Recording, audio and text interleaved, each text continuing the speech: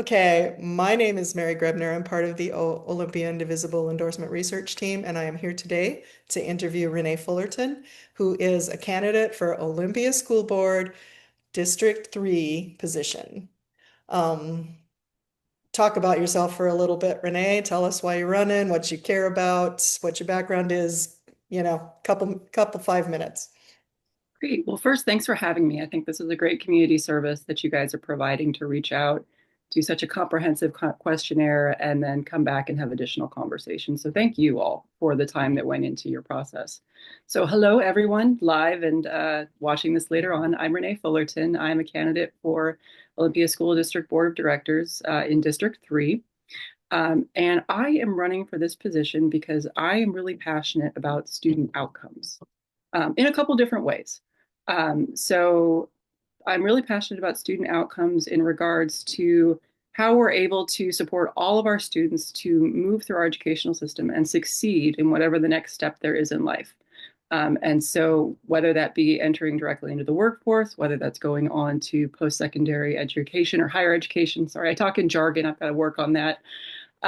We need to make sure that we're equipping the students that we have in front of us today for the skills and the ability to learn that they're going to carry with them for the rest of their lives. I think our district has done some really interesting things around career technical education, but I think there's more to do, especially given how expensive college is these days. Sometimes people think of career technical education as being really focused on the trades, and I think we need to move away from that mindset. We need to think about giving every student a really good exposure to a variety of different career pathways and how they get there. Another way I'm really interested in student outcomes is as a pandemic parent myself in this school district, when you go look at our outcomes, comparing the 2018-2019 school year to where we are today, there's just some really big changes. We've seen a big decline in our math assessment outcomes, same with English language arts. And I think there's a real community conversation to be had there. I think there was really a hope that if we just sort of came back, things would progressively get better. And we just are at that point where we're just not seeing it, right? And you might think, oh, is the district really different than it used to be? And it's not necessarily, right? Like some kids will never test all that great. I'm not like here to be a huge proponent for testing overall. But just generally, when you look at a community that hasn't changed that much over the past 6, 7 years, we're sitting in a really different place. And I think that's interesting and something we should lean into and think about because doing things the same way that we have been doing them doesn't seem to be getting us where we need to be on that particular thing. And I see this both in my own children, but then, sort of in their larger communities of schools that we're in. How do we help do things for these students who just seem to be facing a lot more challenges than what we had previously? So that's kind of my overall sense. I'm just really interested in student outcomes overall and passionate about it. It ties in sort of my professional experience with workforce development. With workforce development, you think really about the trajectory of somebody from their entire educational pathway, starting from those early exposures, right? I mean, it starts really with a pregnancy in some ways, and how's that mom doing, and then all the way through early skills building in elementary school, sort of getting kids in that really key middle school period interested in something because we start to lose them. Disengagement starts to increase in middle school. So how can we connect them with a hope and a plan for the future and things they might want to achieve down the road, sort of in that 6th to 8th grade period, and then help sustain them through high school and on to the workforce? Okay. You, Ty, thank you for filling out our questionnaire. You did so much. I mean, you did research and you answered, there was so much meat there for me to dig into to try and come up with questions for this interview. You just wove several of those together that I had written notes down on. Because I know in the questionnaire answer, you talked a little bit about the disruptions during the pandemic and how it had impacted both the scores, but also you thought perhaps attendance. And then you came back to the pandemic in the question I had about, whether there should be sort of reconciliation attempts with the community. And I thought it was interesting that you had talked about how we hadn't really grappled with the pandemic, sort of. And I'd just like to hear a little bit more about that from you. And some of this is coming from like the duality of my experience. during the pandemic as a parent, and as a public health professional during that time. So it was kind of this really intense period in my own life. And so I was reflecting on that honestly a lot in the questionnaire that I answered for you guys, and not feeling reconciled myself to everything that happened during that particular time frame. Um, it is, to me, a really foundational experience. And I think as a parent and as a community member, and as a member of the OSD community, because that was I didn't really, my kiddo was in first grade, my oldest one, when the school shut down. And there wasn't a lot offered that spring. And then we came back in the fall. And at that point, I elected to go with one of the alternative programs that we had available, because my particular kiddo doesn't do well with screen-based learning. And so we leaned into the Orla Home Connect, which is basically more of like a supported homeschool. So for us, what the pandemic looked like was getting up, getting the kids out of bed by 6:30 in the morning, running homeschool from 6:30 in the morning to 8:30 in the morning, then taking them to daycare, which was still open, thank goodness. Me working a full day, dealing with public health response, and then coming back in the evening and finishing up homework, putting them to bed, lesson planning for the next day. So it just made a lot of impression on how hard everyone was working during that time period, who was trying to do the best for their kids. And I certainly wasn't doing it alone. The daycare workers were helpful. The OSD teacher that we had through Home Connect, she had developed this huge caseload because it was a really small program, and then all of a sudden they had a bunch of people flood into it.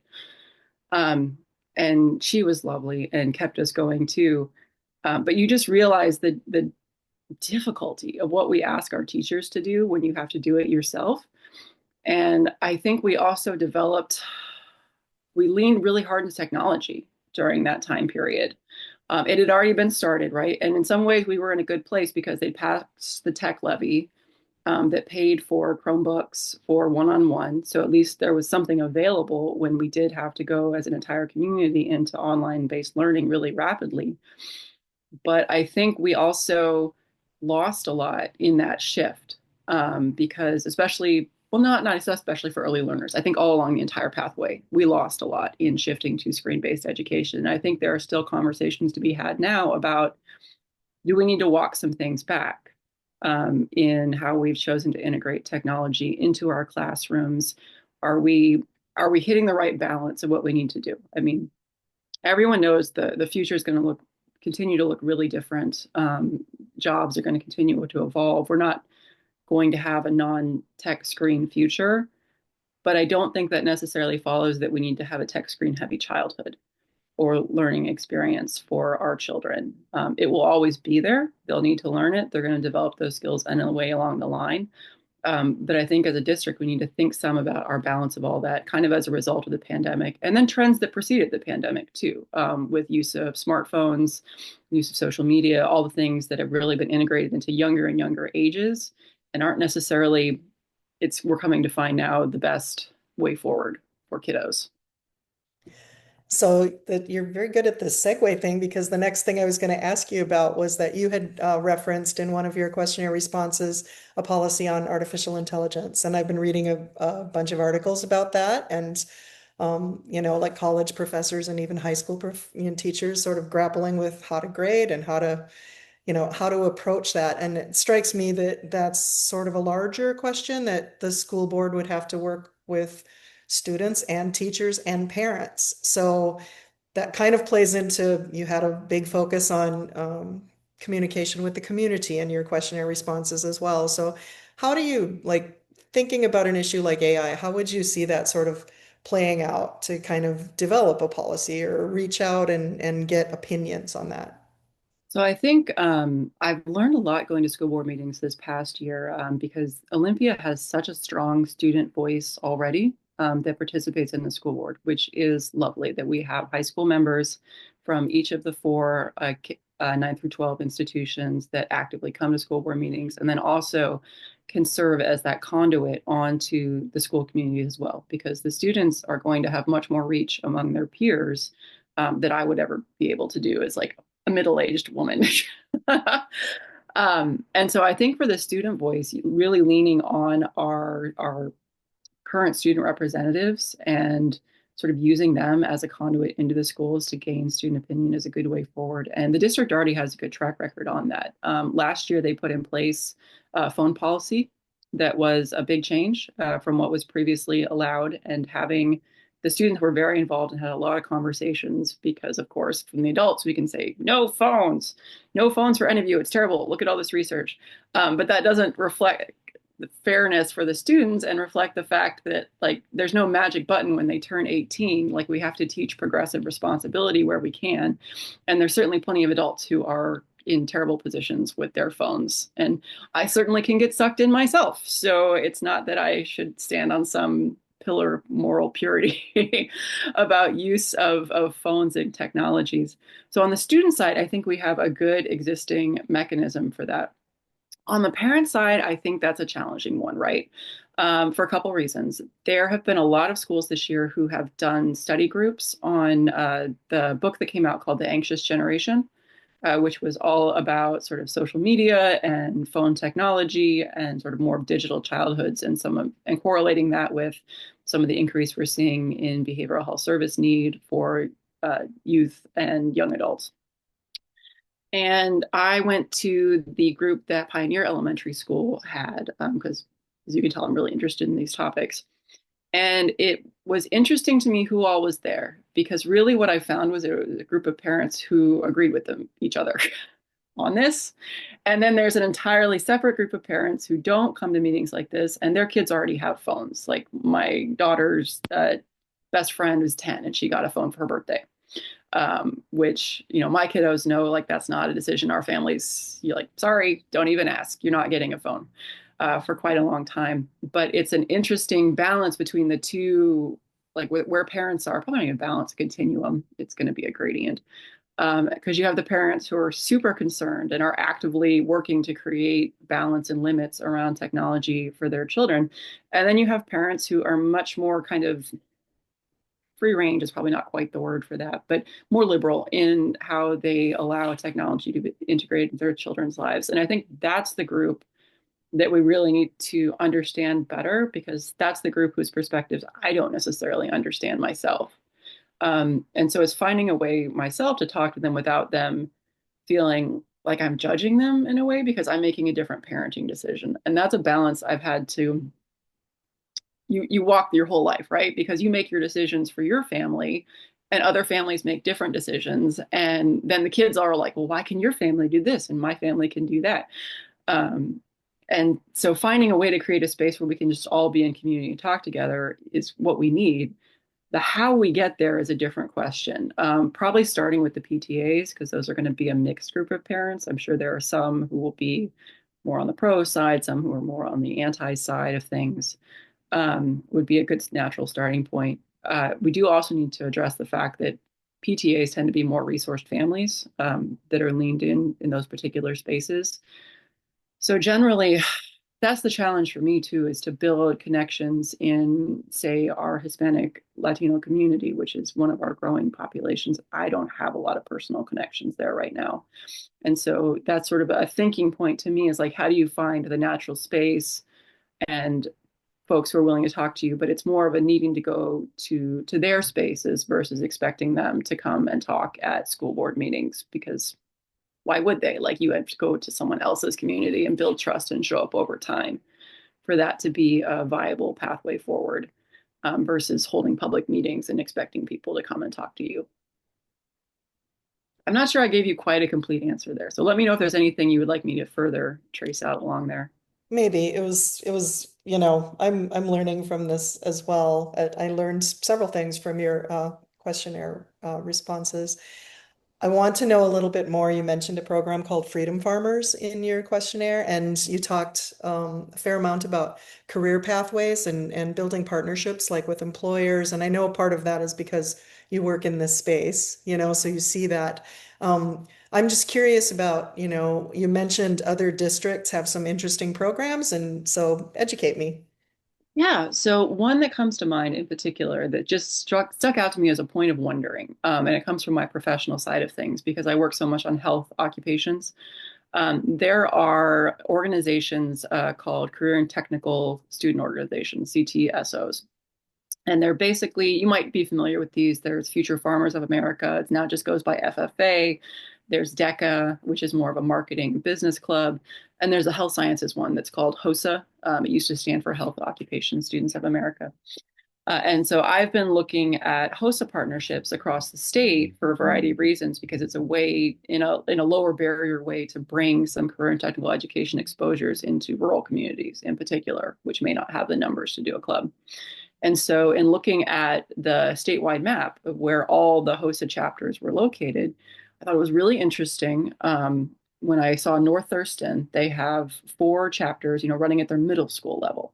We have them at our high school level, at Capitol and at Olympia, but we don't have anything running at our middle school. And so I go to PTO meetings for Washington Middle School, and we had the PTO actually helps support the clubs that they have there. But all the clubs that they have there are what's called student directed. So students can get together with a group of friends, be interested in a certain topic or niche sort of hobby.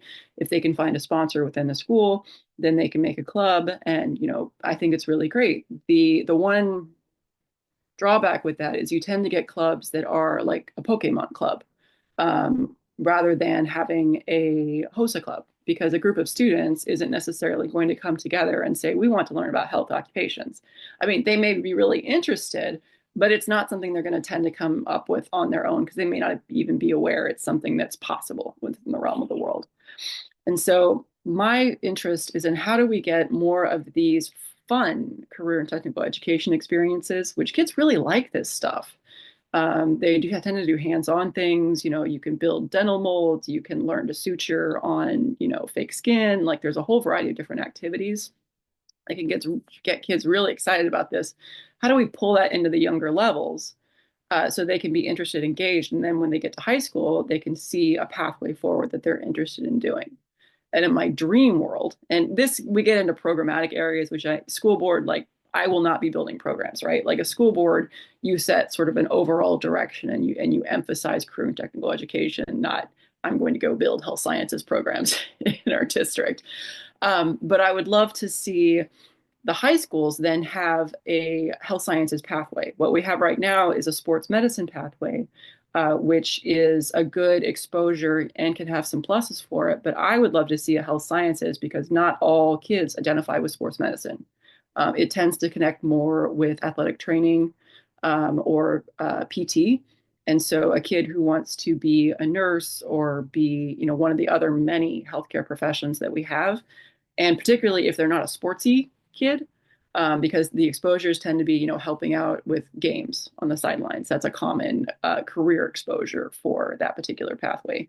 I'd like to see something else there as an option, because then we can create a pathway with anatomy and physiology, with some other related sciences, sort of a basic intro to health careers, expose them to a lot of things besides being a doctor and nurse. We don't need more publicity for doctors and nurses. Those guys get enough coverage on TV that folks are at least aware of them. But say the imaging professions, where you can get a really high wage job as like an ultrasound, but it's just a lesser known pathway. I think we need to create more exposures for things like that. We do have, sorry, I'm such a weedy person here. I'm going to drag you way down the weeds just for a minute. So we do have New Market Skill Center, which you might be familiar with. So New Market does have a couple career and technical education pathways for health sciences. They have a medical assisting program that they're just working to get up off the ground, and then they have a nursing assistant program. And I think those are a great start, but not every kid sees themselves at New Market either. So I'd love a pathway for a kiddo who wants to stay at Olympia or at Capitol High School, but can still be sort of tracking themselves so they're ready when they go to South Puget Sound, or if they go off to the University of Washington, that they're sitting in a good place with what's next for them. College costs so much these days. We shouldn't be sending people off without a good sense of, at least a good sense of what they don't like to do and what they think they might be interested in.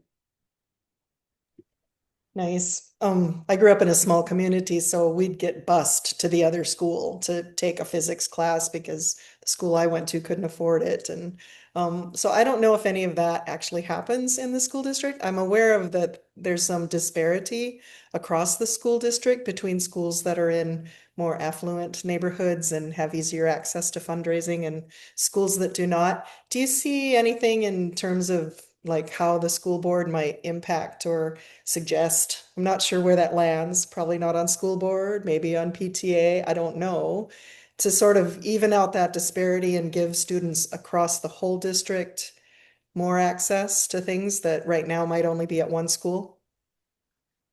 I think it depends on which level you're talking about. Some things, I think the school board has a basic responsibility, really, and our charge is to make sure all of our students have access to, high quality in-person learning experiences. Where that gets more challenging is in, we have the options programs, right? And options programs typically come with really leaned in parents. And really leaned in parents are going to do what they do. And at a certain level, I think what we, so long as we as the district feel confident that what we are providing to every student in the district is going to enable them to succeed and move forward in their pathway, that they have exposures to employers that are available everywhere, that they have sort of these opportunities to come into clubs. And so we have club access at all four of the middle schools, that we have access between the high schools. I think at a certain point, we can't solve for every variable that's in the equation. Because in some ways, like if you take a really leaned in school, Lincoln's an example that comes up. I know a lot of the parents who go there are, there's a sort of even just an expectation that you're going to spend a lot of volunteer hours, that there's a lot of investment made in that particular community. And those families have made that choice to seek out that environment.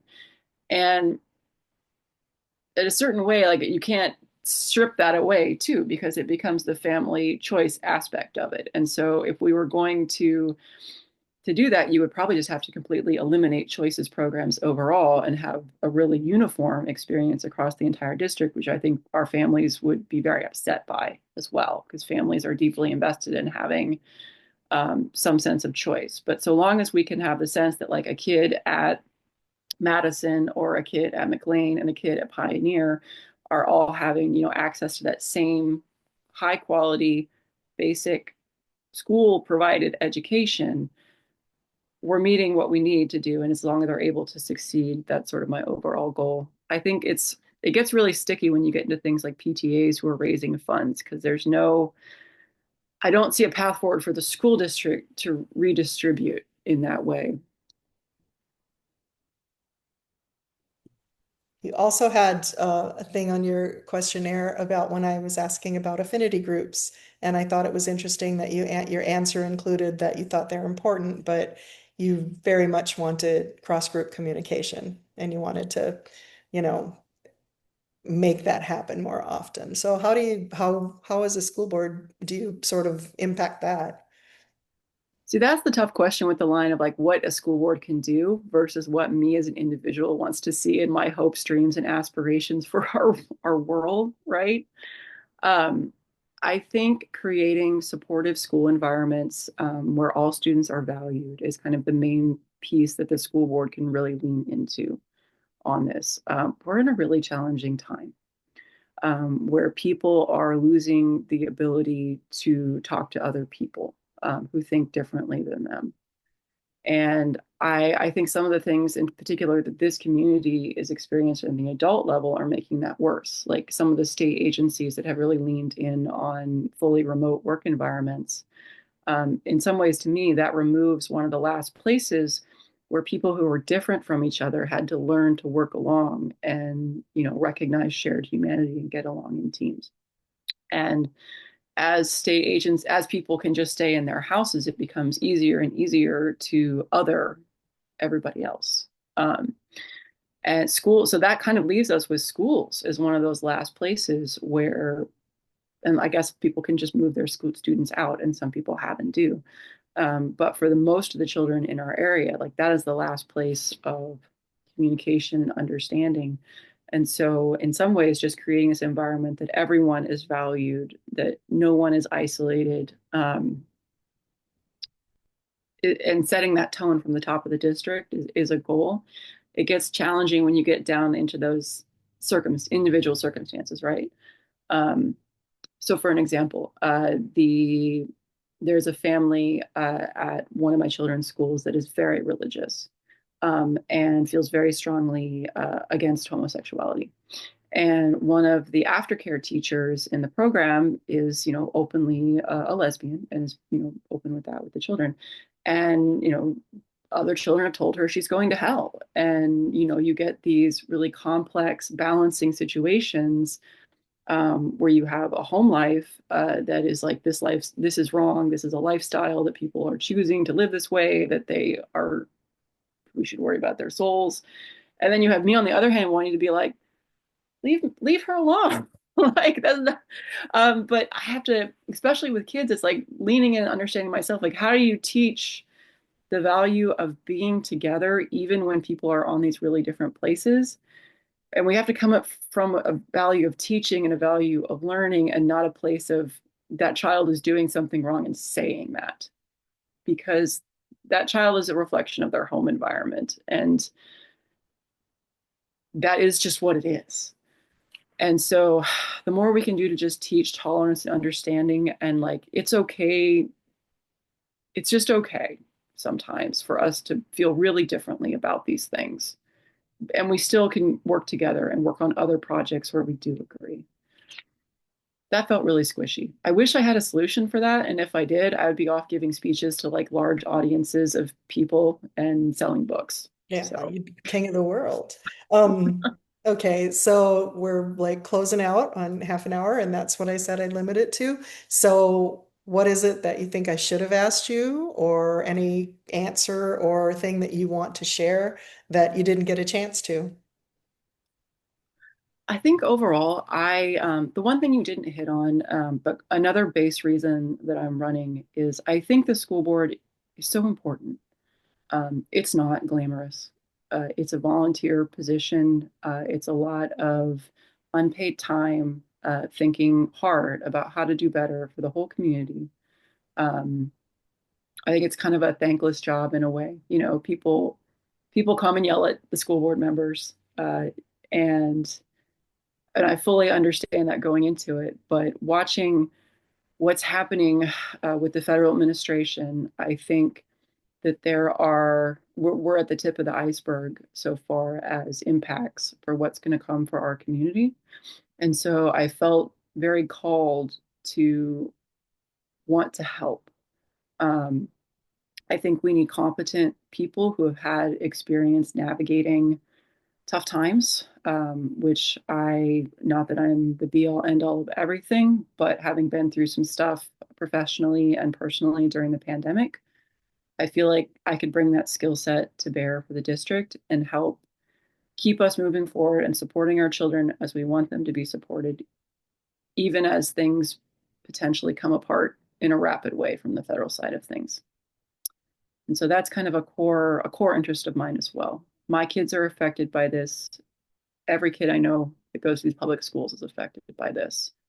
And we need to work together as a community to make smart decisions to make sure our kids aren't impacted. Okay. Well, I want to thank you again for being part of our process, and thank you so much for choosing to run. Choosing to run by itself is a very brave act, and putting yourself out there and doing all the work on top of being a parent, on top of having a career. So I just want to acknowledge that and thank you very much for that decision and for participating in this. And good luck. Thank you very much. I appreciate your time today. Be in touch if you think of any questions that come up afterwards. I'm happy to talk about it more. All right. Thank you. Thank you. Oops.